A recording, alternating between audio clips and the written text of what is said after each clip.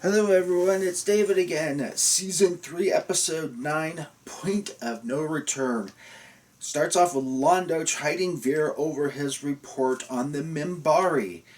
And Veer talks about, intelligence and stuff like that. And Londo quips to him, Veer, intelligence has nothing to do with politics.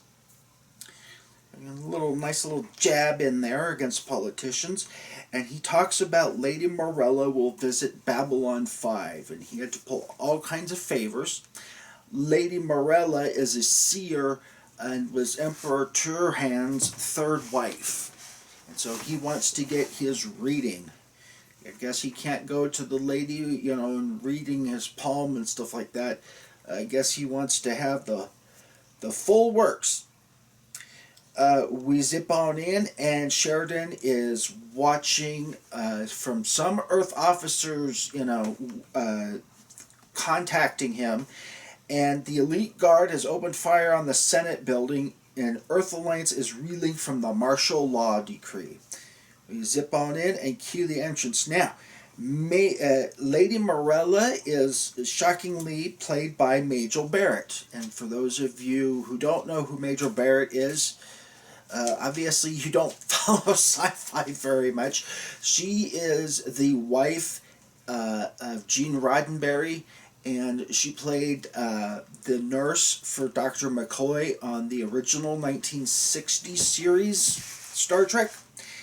And at first, I thought, there was just kind of a professional thing that she did, but someone named Zaxxon4 clued me into there was a lot more to her showing up on Babylon 5. And it kind of goes into is Babylon 5 or is Deep Space Nine a ripoff of Babylon 5? And one of the commentaries was from JMS himself.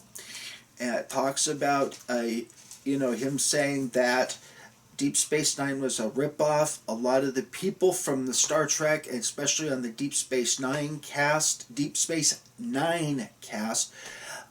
were not happy with the treatment that JMS was getting from the corporate offices. I believe it was Paramount that owns Star Trek at that time, and then of course Warner Brothers owns Babylon 5.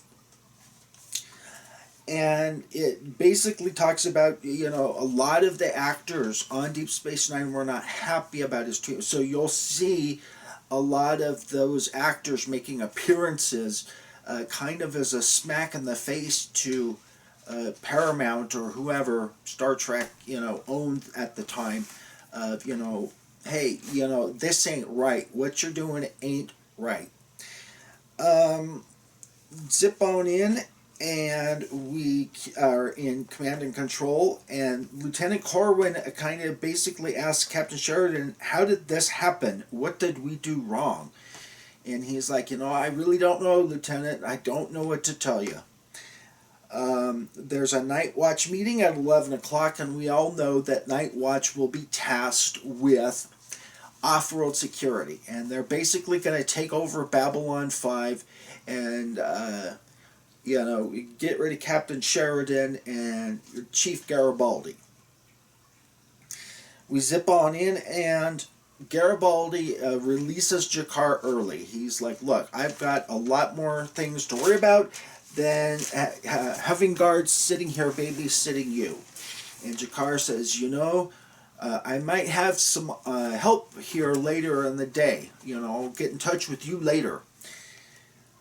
We go in. Lady Morella arrives with her two bodyguards, and we end up finding out that Night Watch is in fact being tasked with off-world security. So I guess they're going to find the deep state in our own government, even though there's no such thing as a deep state.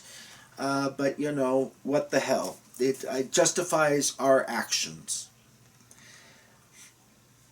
Let's see here. Jakar and Talon have a discussion about Jakar's epiphany, and he basically says the humans are the key to the future, and with our help, we're going to turn that key and, save the universe, kind of a thing. And Talon is kind of lost in translation. He's like, hmm? We go in, and ISN reports a battle near Io, and General Haig ends up escaping. That also starts a riot in the Zocalo as Captain Sheridan is forced to declare martial law. We zip on in, and Londo touches Lady Morella her hand, kind of as Veer was hit with that glass on the back of the head. She ends up incidentally touching Londo's hand, and she gets a vision. And at the end, she basically says to Londo, you are going to be emperor. That's inescapable. You're going to be the emperor. And Veer's kind of like, ha ha ha, and she turns around and says to Veer, you will also be emperor. And both Londo and Veer just can spin their heads, and they're looking at her like, what? Are you crazy? And she says, one of you will be emperor after the other one is dead. What a great way to sour a friendship. It's like, am I going to have to worry about, my attaché trying to kill me?